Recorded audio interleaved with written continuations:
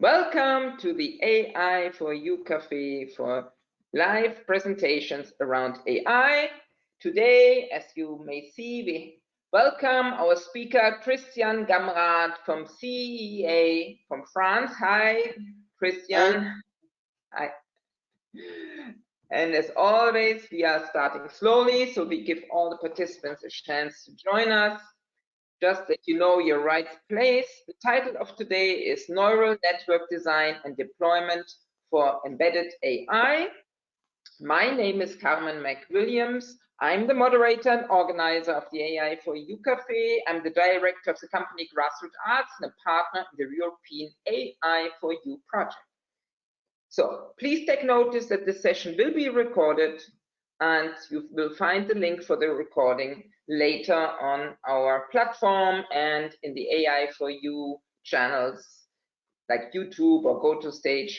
No confidential information shall be shared in this cafe session. All speakers express their personal views and opinions. This is not the official AI for You project opinion necessarily. And our web cafe offers a series of live web sessions. The cafe is an online forum to gain insight into the European AI scene. Participants get the chance to share knowledge and experiences and meet stakeholders from various areas of AI research and application.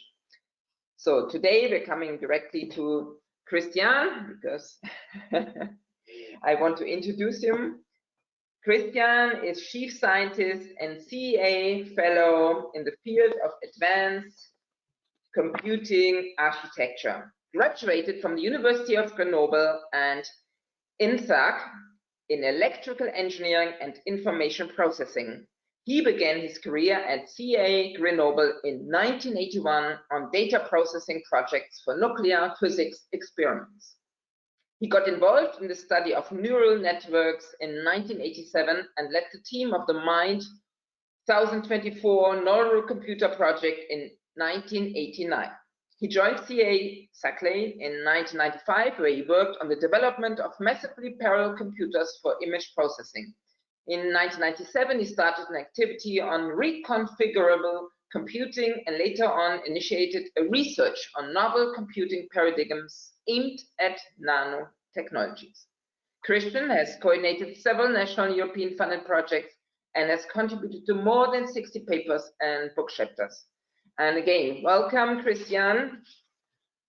Thank you for joining us. And I think we have now our audience is there. As you know, it will be always interactive. If you feel like asking after the presentation questions to Christian, please use the control panel on your right side. There you can find a text chat and a place for your questions, as well as you may raise your hand. There's a hand symbol.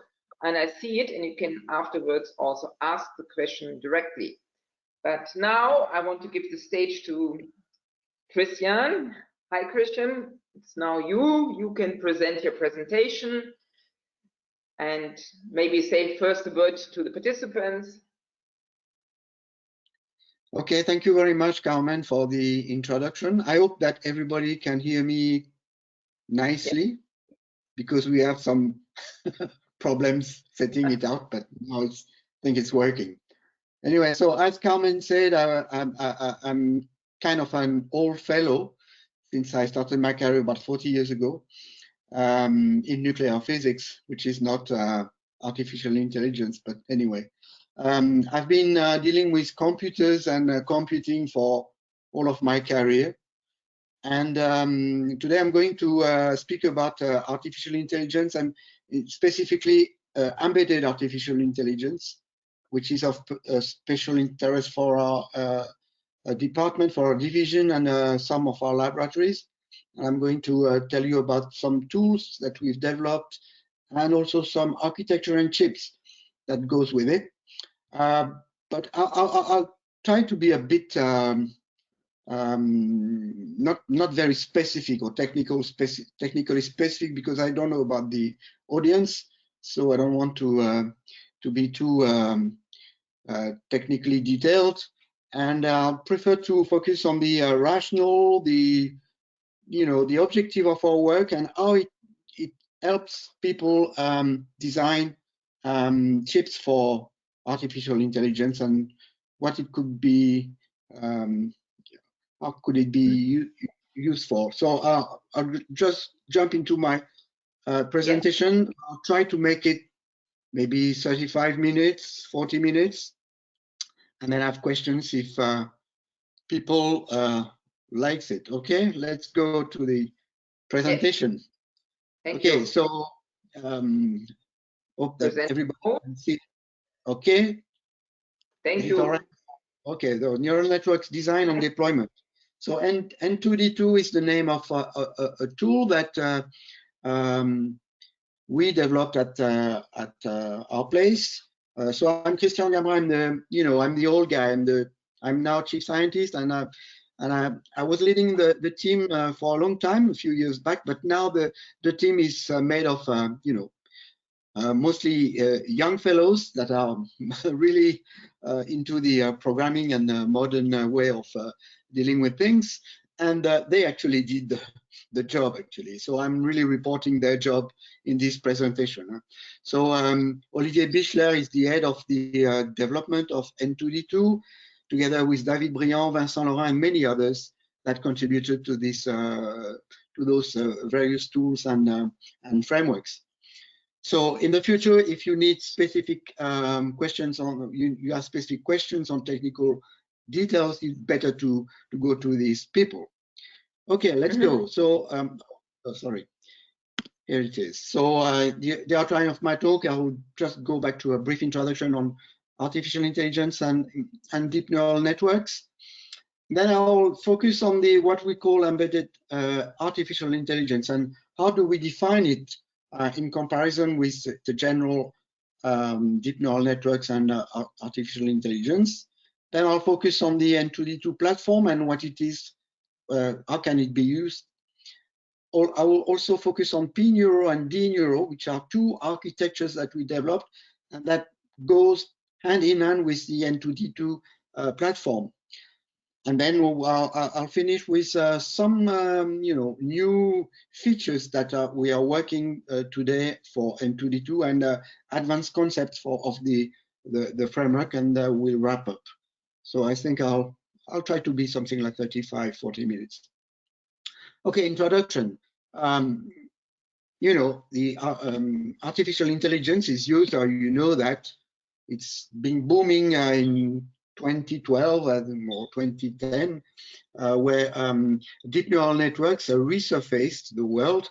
Also, it's been a very old story because all the principles of deep neural networks and the artificial intelligence as we know it in 2020 were actually laid out in the 80s or 1980s and 1990s. So that's last century.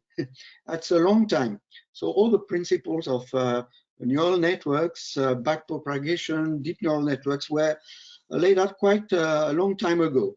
But today it gives some very good results, like the IMAGENET classification example, or the Facebook Deep Face program, which led to a very interesting results, such that various implementation of deep neural networks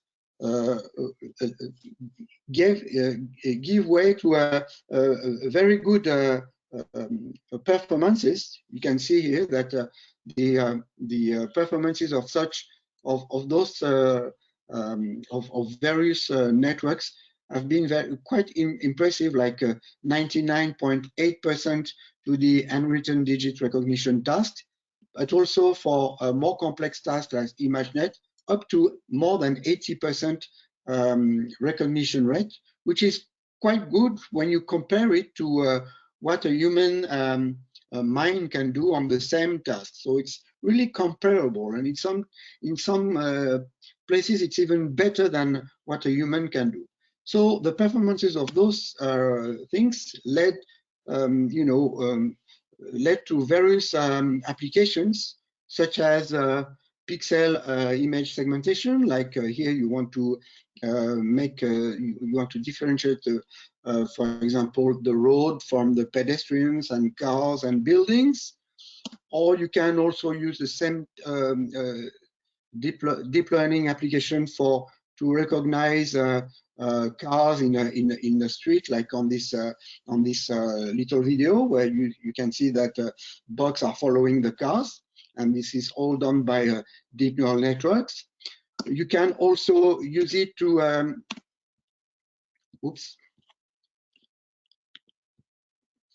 you can also use it to do super resolution or image compression, which is the same thing. Either you decrease the number of pixels when you want to compress, you decrease the amount of information, or you want to increase the amount of information when you want to do super resolution. And convolution neural networks and deep neural networks have been used for this kind of application.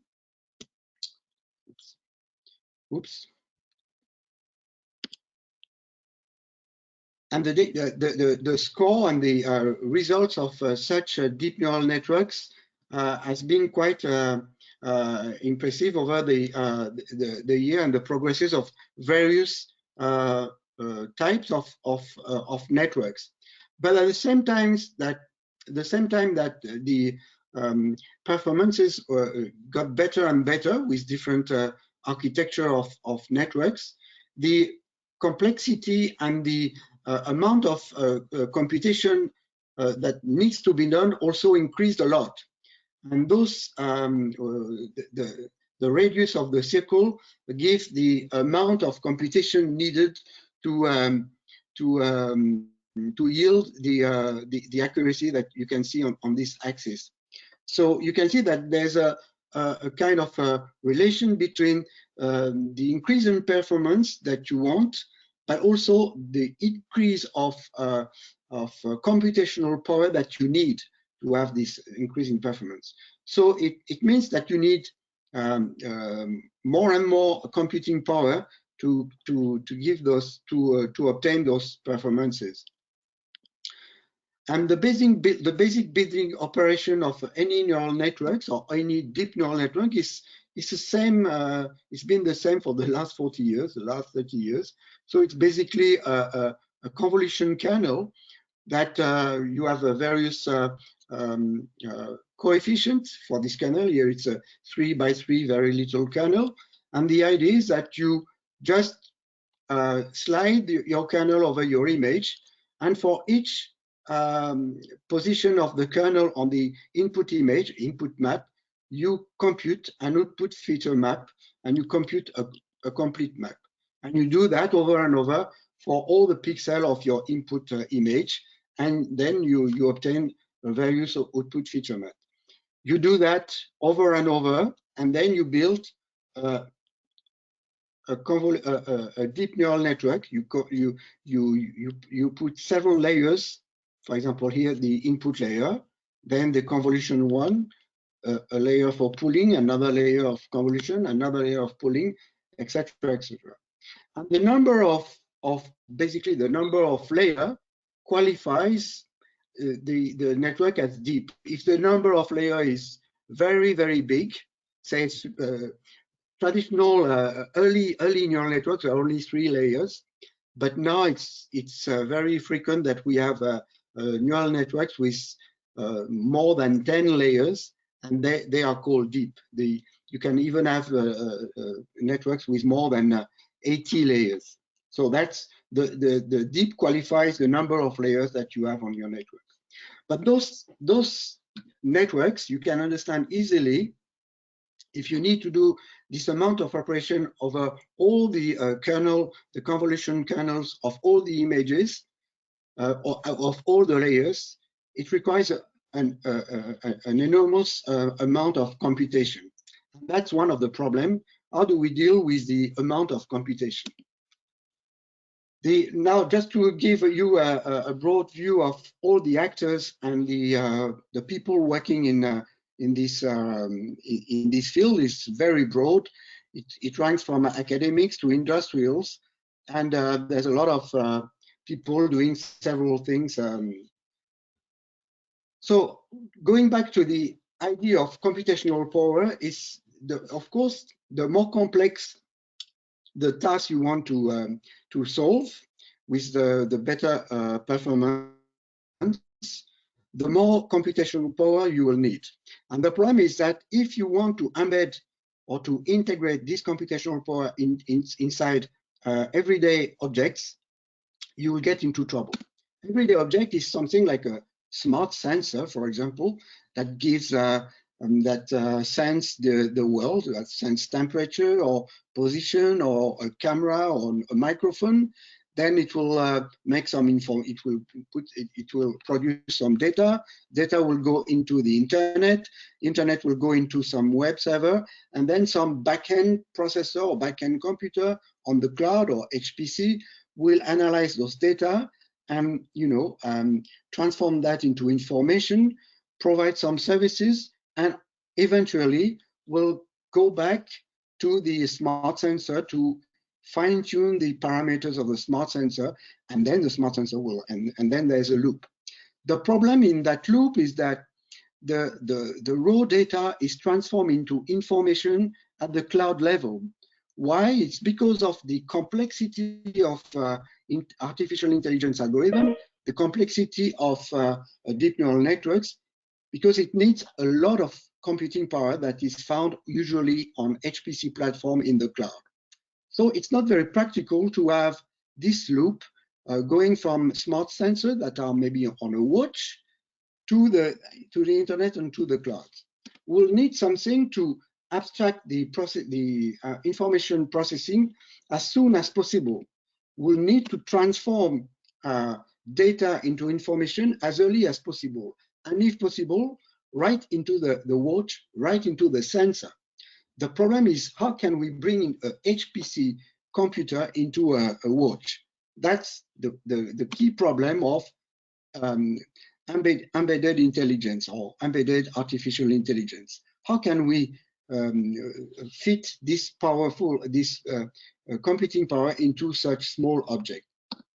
That's what we call, what we define. It's how we define embedded artificial intelligence, or we can also call it edge intelligence or edge processing. So embedded intelligence is very needed. For example, in very critical applications such as a car, when it's in a situation where the driver needs to brake, if the decision of braking is the result of an AI algorithm, it cannot go through the cloud because it needs to make the decision locally. So safety will impose that some critical functions should be computed locally. So we cannot have a link to the cloud for safety critical functions. So we cannot also put a high performance computer in the boot of the car. Or if you do that, you can't take your suitcases to go to holiday. Also, another kind of application is embedded intelligence for example, at the home, or to detect, for example, the reason here is not it's not the same as for autonomous car. It's for privacy reasons, because the images that the camera see can be very private. We don't want those images to go into the cloud. So we want to process those information locally. So this processing also will require embedded intelligence inside the camera. For example, with minimum power and wiring. For example, we've developed this application where it's a deep neural network application that automatically detects if a person is lying, is standing, and then it can trigger an alarm if the person is lying. But of course, this kind of application needs and requires local computation, local data processing. Also, there's a problem of bandwidth and cost.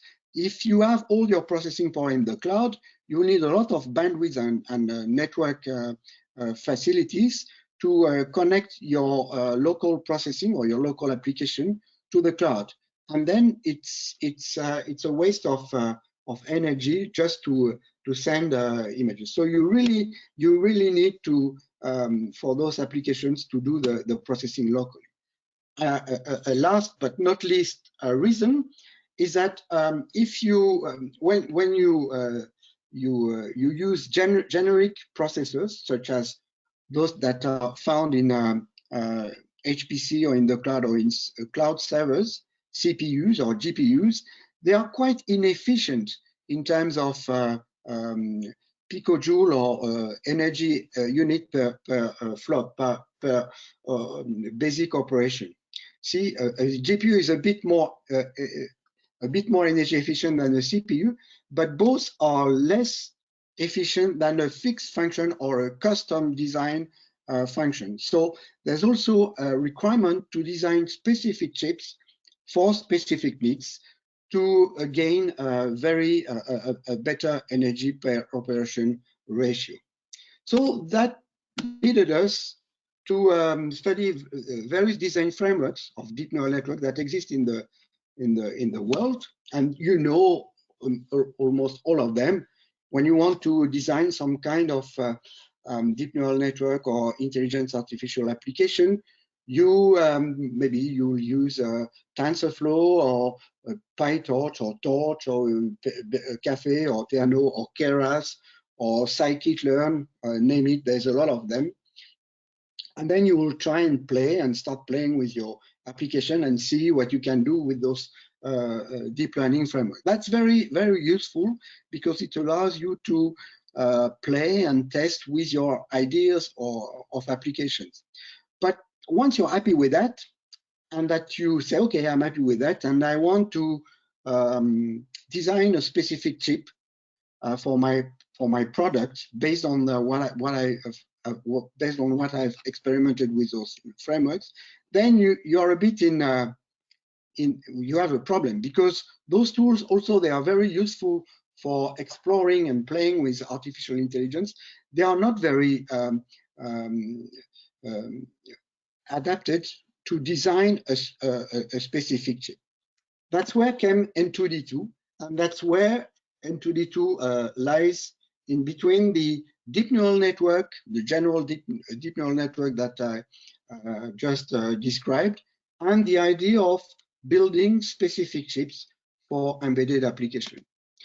So the motivation for N2D2, it's just what I said. Deep neural networks is a very good tool, a very good way to implement artificial intelligence application. It's very powerful. It can be used for a lot of different applications. So it's nice, but it needs a lot of computing power. If you want to do that on embedded chips, and you want to design your specific chip for a specific application, then you need a tool that is up to the task, and N2D2 tries to fill that need. So I'll just go briefly on that, but it will allow you to explore with various targets and various ways to implement your deep learning application onto either a generic hardware or specific hardware that you will need to design. So N2D2 will allow you to balance speed and power, and to see to make the compromises that you need for your application, depending on the budget, the power budget, or the network bandwidth budget, or even the weight or cost budget that you have for your application. Okay, so N2D2 is a short name for neural network deploy and design. So N2D2, it's a platform for the design and exploration of DNN applications on specific target hardware. So in N2D2 is there is two parts actually. There is a front end part which resemble a lot of what you have in TensorFlow or PyTorch. It's a purely software part which allows you to connect to learning, test, and database. to do data conditioning, signal processing, to optimize various algorithmic parameters, to choose the learning algorithm that you want to use, to choose the nonlinear function that you're going to use, to define the number of layers, the number of the dimensionality of your kernels, and all your connectivity within the network, and to do the learning, and then to test that. So it's this part of N2D2 is quite similar to what you will find in scikit-learn, TensorFlow, PyTorch, Keras, you name them. So it's very similar. But N2D2 is original because it has a second part, which is an implementation part. So this second part is the more interesting, the more specific or the more original to N2D2, is that when your network has been trained and when you're happy with it, you can do a code generation and a code execution path. That is, you can decide to run your optimized and your trained deep neural network onto either generic CPUs or generic GPUs, but also to specific hardwares, like many core CPUs, like Calrays or various MPSOCs, or GPUs or FPGAs, or even specific hardware accelerators, such as PNEURO and DNEURO. I will come to that later, and even future hardware accelerators or platform. And that is very specific to N2D2. So N2D2, the first part, the data exploration part, has one very interesting, well, has been sophisticated in one specific aspect, is the aspect of the data, what we call data conditioning. It's the front end to the N2D2 platform, which allows you to define a specific way to see your data. For different applications, you will have different sets of data. And of course, that is very important before you start designing your deep neural network application, to know about your data, to have the knowledge of what your data set means, what they are used, what they will be used for, and what are the dimensionality, the number of example, lots of different things.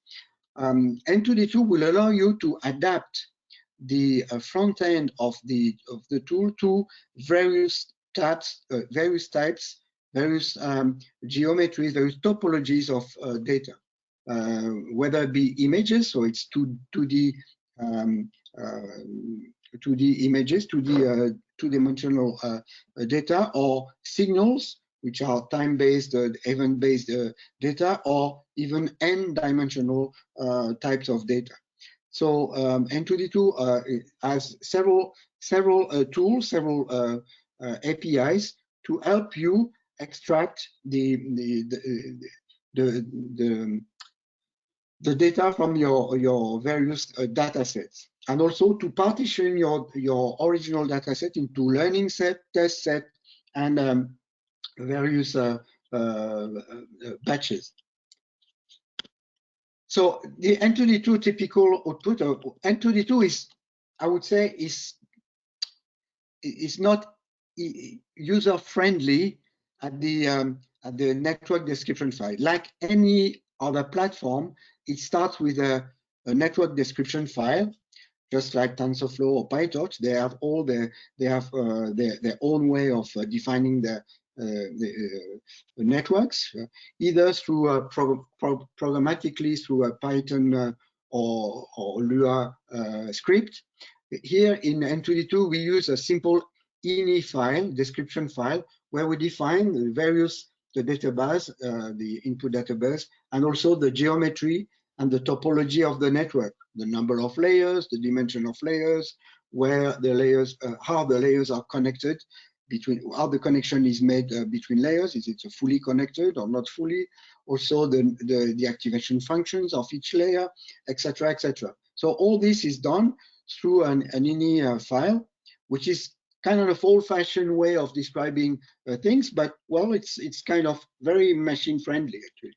So from this file description, from this network description, that is the input of N2D2, you will have several tools at your disposal to do various things. The first tool is a data flow visualization. For example, it will produce a map, a graphic representation of your INI network description file. You will also have some layer-wise memory and computing requirements per layer, and that is unique to N2D2. I'll come back to that later. You will have also visualization tools to help you visualize your data set. Of course, if your data set is not images, but maybe it's a spectra of some signals, you will also visualize that. If it's images, you will visualize like images. You will also have some reporting on the weight matrix and confusion matrix, various tools to visualize and report on the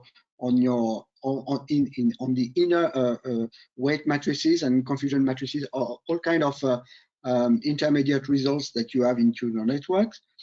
And also you'll have various statistical analysis tools to help you define or spot where your application might have some problems or progress to be made. So, for example, there's one very important analysis tool in N2D2. That's what we call the complexity analysis. Complexity for us, because we are computer architects in our lab, it means the computational complexity, and that is because for embedded for embedded hardware target, this is very important to know which is the amount of memory, the amount of buffer memory in between layers, and also the computational needs of each layer. And we can do that layer by layer. So this thing will, for example, in this example, it will tell you that, oh, you have a peak here between layer 15 and layer 16, then you probably have a problem in those layers. But on other layers, maybe layer 3 and 4, you have a problem of buffer memory. That are the memory that links the various layers. And here you also have a problem, but in computing power. So those analysis tools will help you spot the places in your network where your target implementation does not fit completely your constraints in terms of either performance or latency or computation in general. And that will help you design your network in another way, in a different way, to help minimize those bottlenecks.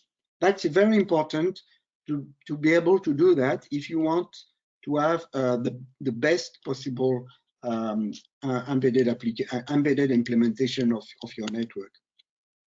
Of course, the visualization analysis tool are quite, you can find that in other tools where you can see various visualization of either weight matrices or confusion matrix.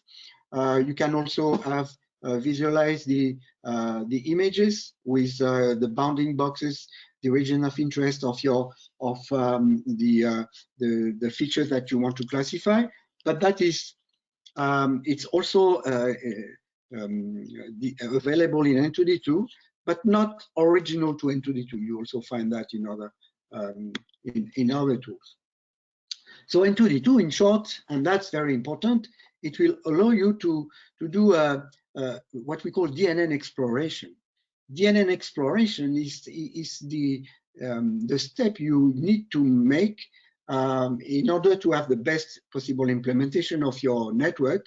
You want to be able to change your CPU, the number of CPU, the amount of memory, and you want to analyze those changes and you want to see what effect those changes will have on the power budget, on the performances, on the latency, on the network bandwidth, etc., etc. All that is very important for the performance of your product at the end.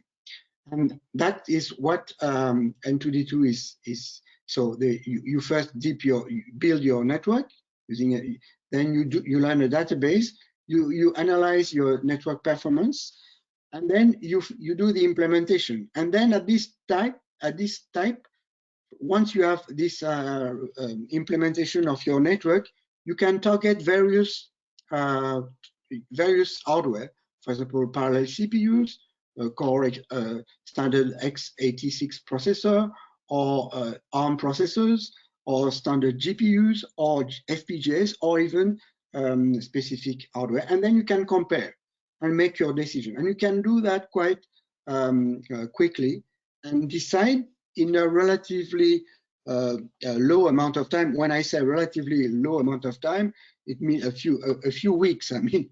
But in a few weeks work, you can say, okay, the best bet for my application is this target. And that can save you a lot of time and budget when you want to go into production of a real application. That is really important when you are targeting a real application.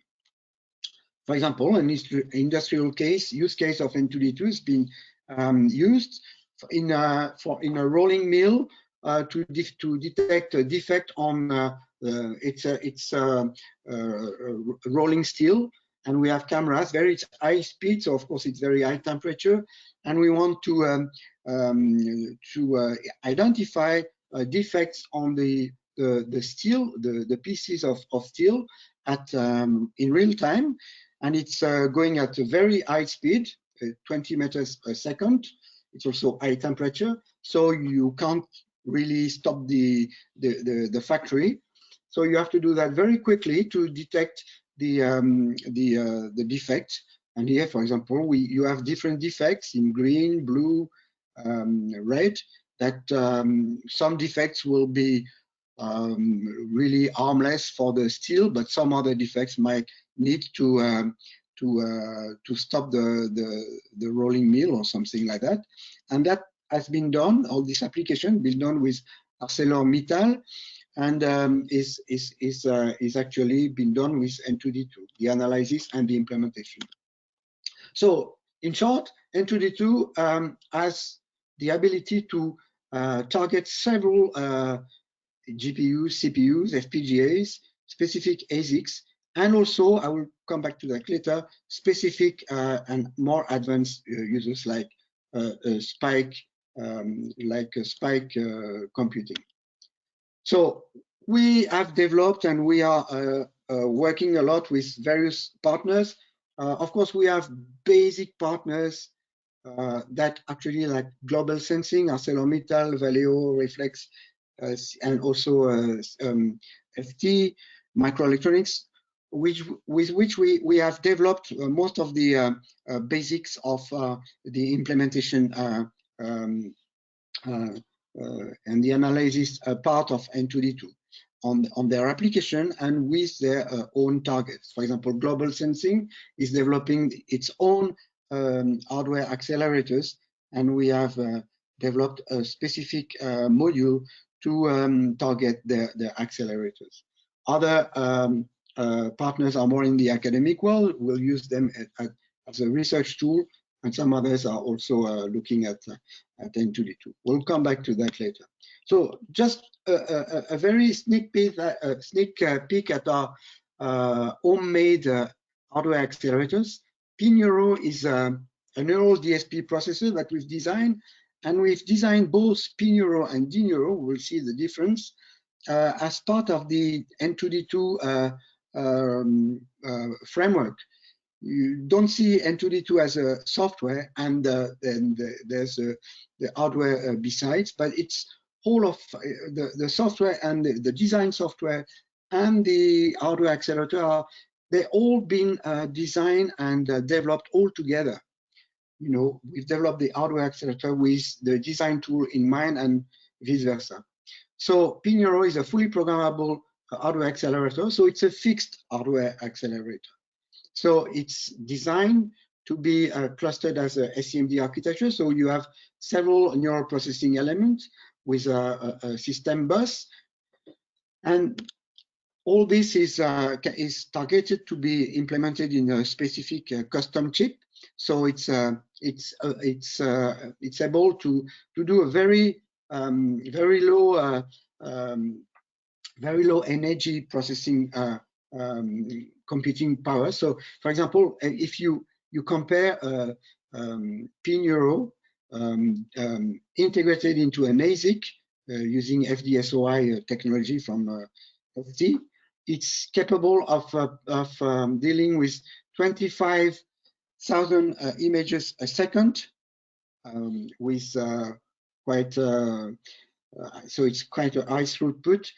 So it's a performance around 125,000 images per watt, per second, and per watt. So the energy efficiency of PNEURO when compared to a standard ARM processor is 100 times better. So that's because it's a specific architecture implemented in a specific hardware. It's not programmable, of course. Once it's been burnt into the silicon, it's there. It's not programmable. But when you need this amount of energy efficiency and integration, that's unbeatable. Then N2D2 will allow you to detect if your application needs that or not. So it will direct you to the best possible solution. So PNEURO has been implemented into FDSOI 20 nanometer test chip. So into this chip that is here. So it's a very energy efficient implementation of an accelerator. But of course, it's not for every application. Only applications that really need that kind of energy efficiency will benefit from PNEURO. Another accelerator is DNEURO. DNEURO is completely different. It's not meant to be embedded into or it's not meant to be integrated into a specific chip. On the contrary, DNEURO is a library. Actually, it's a hardware library for FPGA. It's just like the ARM processor. It's an IP library that is aimed at being implemented into any hardware. You could, if you wanted, implement DNEURO into a specific hardware, but it's not really meant for that. I'll come back to that. It's more targeted towards FPGA platforms, where you can have the choice to implement your DNEURO processors into various forms. And the idea, the core idea of DNEURO is that it functions at data flow modules. That is, just like, for example, a memory cut can be tailored to different memory needs. For example, if you need, for a specific application, you need words of 64 bits, okay. So you design your memory as 64 bits words memory. But for another application, you might need 128 or 256 memory words. Then you will have to design your memory into those different constraints. DNEURO is the same. You can design your array of neural network accelerator the way you want. Either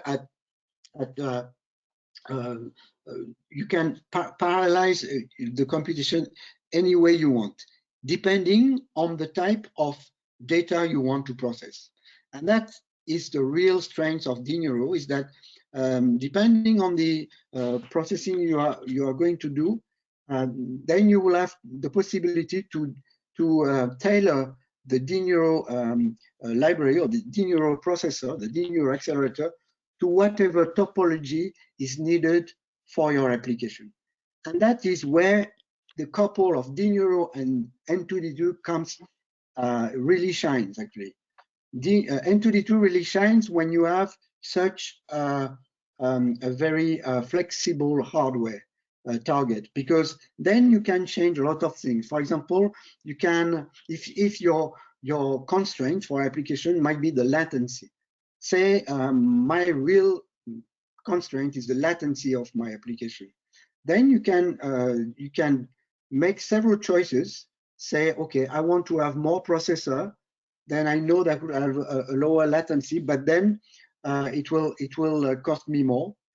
And then I have a trade-off to do between the latency that is acceptable for application and the cost I can put into my target. Then N2D2 will allow you to find the sweet spot in your application using its analysis tools to find the sweet spot. And then once you find the sweet spot, to target to implement the absolute right chip or the right implementation for application using the DNEURO library.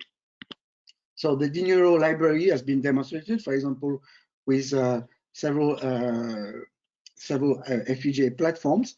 And for example, we've made an application example, an FPGA demonstration of an application that actually detect and identify various feature maps on the Google Map satellites images.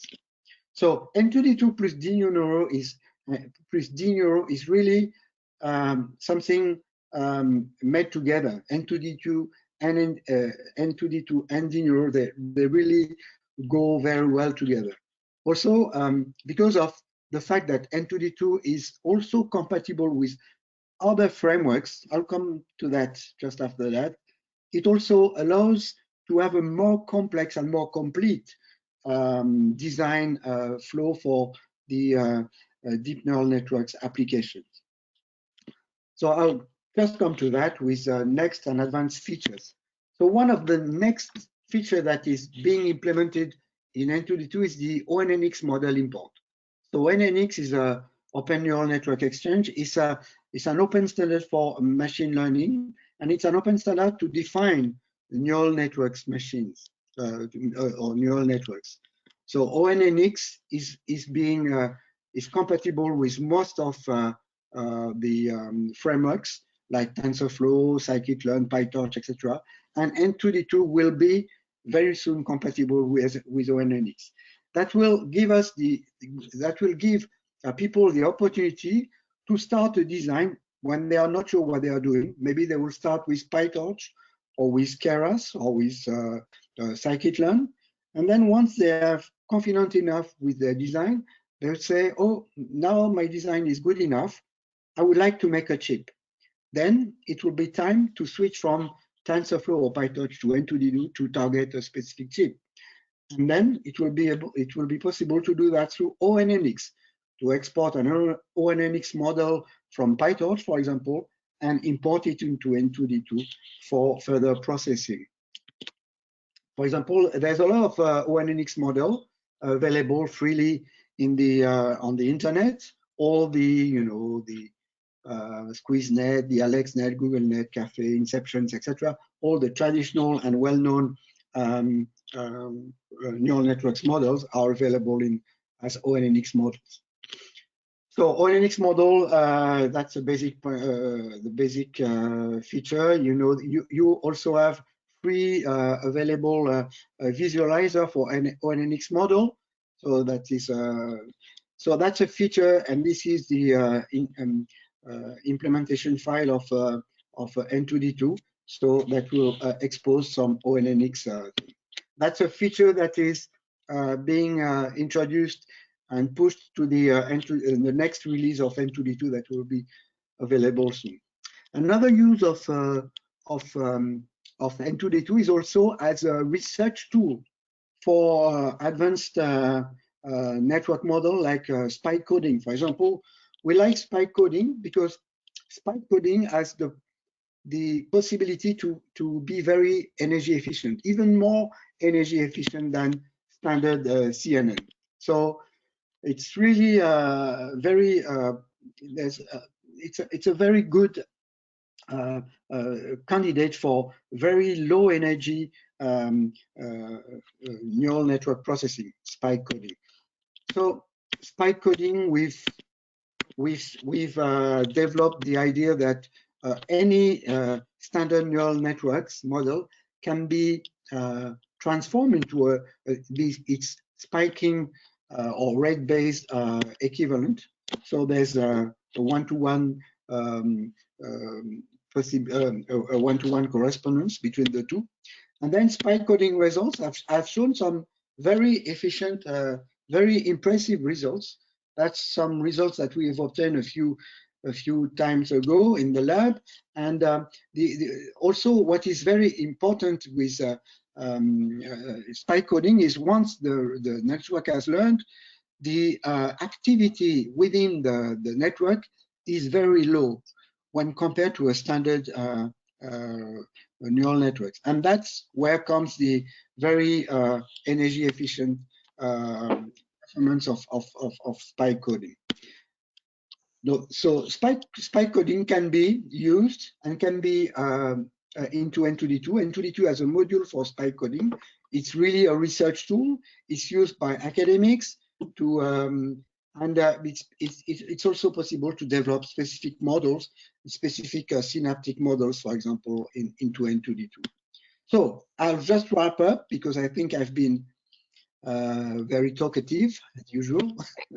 So N2D2 framework is really a world actually from that allows you to evaluate your use cases, your applications, and to try and evaluate what kind of targets you want to for your application. Maybe you just need a standard PC with a standard C code and standard Python. So it's all right. You can just PyTorch for that. But maybe you will need some specific hardware.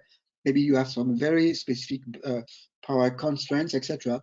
Then N2D2 can be used to that. So the key message is that N2D2 is really a framework for embedded artificial intelligence. It's not for everything AI. It's not PyTorch. It's not TensorFlow. It's really it really shines on embedded AI. It also shines in allowing to explore various implementation and choose which is the best for you, and you only can tell which is the best for your application.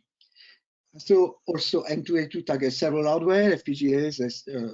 Also we have specific modules for ST, Renesas, and Carre. Or of course the own target accelerators of CEA, PNEURO and DNEURO. So we have an ONNX compatibility coming in, and also N2D2 is useful as a research platform for advanced concepts such as spiking network, but also others. So N2D2 is available. It's open source. It's on GitHub. On the GitHub, there's also a number of examples, object recognition, fast detection, road detection. So that's part of the package. Of course, this kind of tools, I will not say it's push and play or play. You know, it's really you'll need to get involved into it. And but the nice thing is that there's a team at CEA that is here to help and to answer the questions through the GitHub. So here are some references, and let me thank my colleagues, like specifically Olivier Bichler, who is actually leading the N2D2 team, together with David, Vincent, Thibaut, Johannes, and Marc also. They all are, and they are more than that, but they are the big guys behind the N2D2 platform. So I think I have finished. So if you have any questions. Thank you. It was very impressive. Thank you, Christian. I have directly a question from me. So can I, if I would be a small company, an SME, could I also contact, when I would like to use N2D2, could I contact these people? Are they open for information sharing?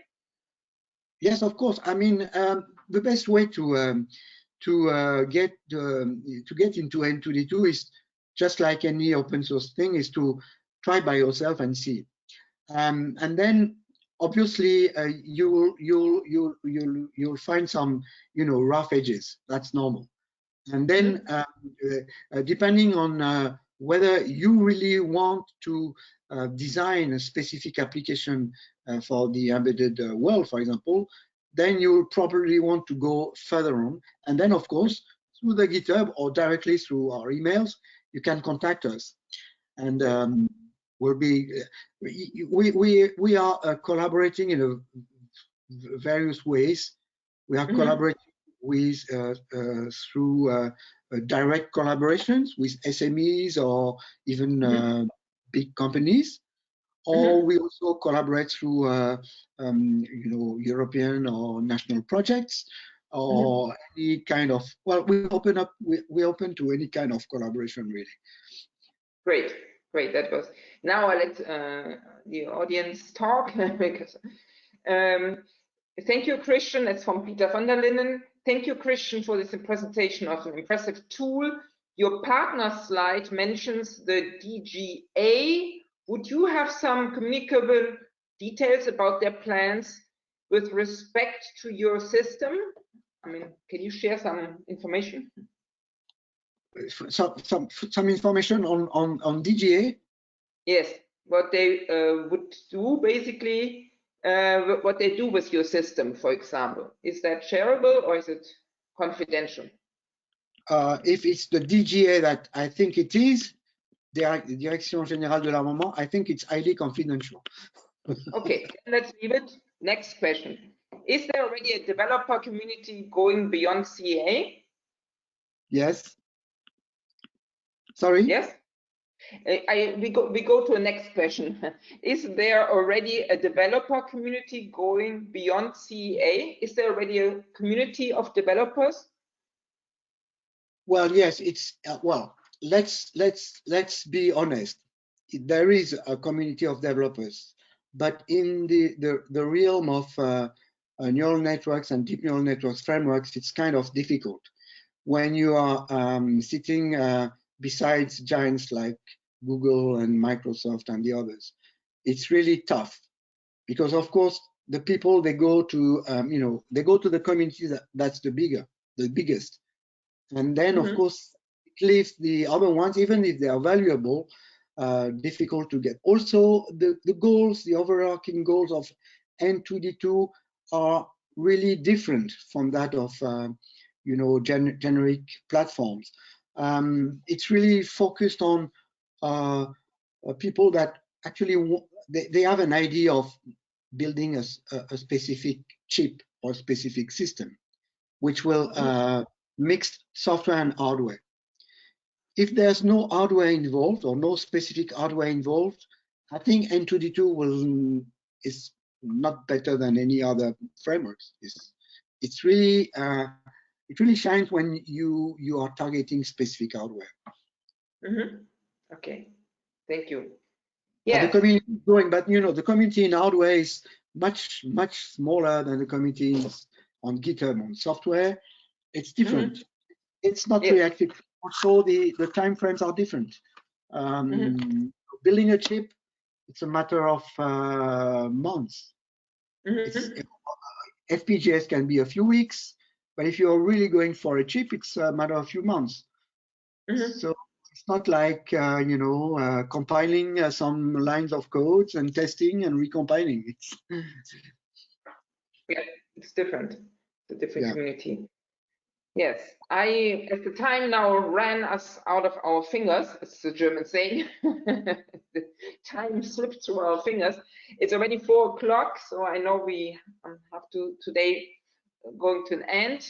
And here's again Dimitris. He says, excellent talk. Thank you, Dimitris, for being so supportive. And I would like to invite you next week again to the cafe. And thank you very much. Next week, we have Matthew Zinn from IBM Research in Ireland, and it will be next Wednesday at 3 p.m. And I'm looking forward towards robust and privacy-preserving AI. That's the title which we're going to have from Matthew. And there will probably also become something on the open call of the AI for You platform, but it's not yet clear. So let's wait.